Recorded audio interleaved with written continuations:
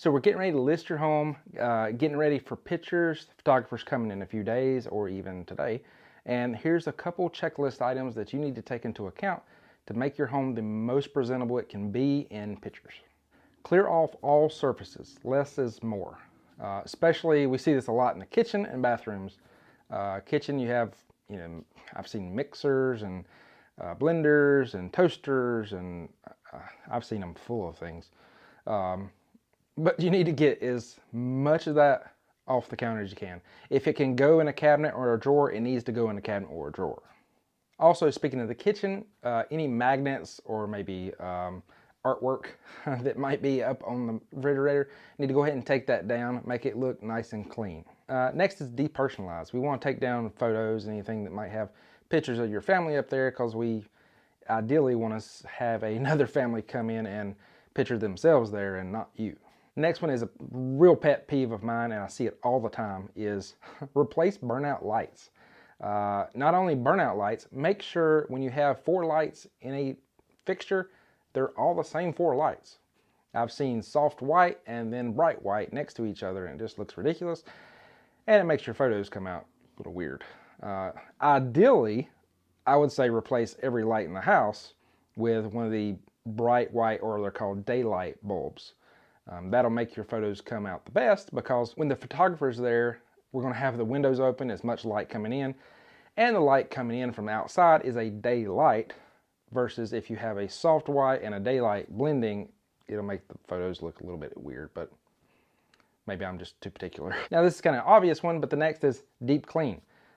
Baseboards, any of the dusty areas you see, ceiling fans, make sure you get those ceiling fans. I guess if you leave them on all the time, you don't realize how much dust gets on those things, but believe me, buyers do notice it. And of course, for the inside, the last thing is touch-ups. If you have walls that are scuffed, if you're able to, go ahead and paint those a neutral color, or if you have the color that matches, paint over that if you've got the time.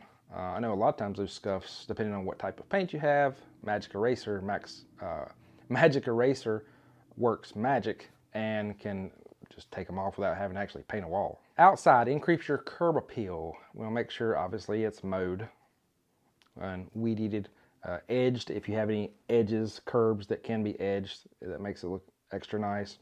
Bushes, make sure all your bushes is trimmed and they look really good. Never hurts to have fresh pine needles or mulch in a bed. And if you have the ability or the financing, plant a few flowers around. That'll also help spruce it up. Heck, I don't recommend this, but heck, I've seen one that had fake flowers in the flower bed. Again, I do not recommend that.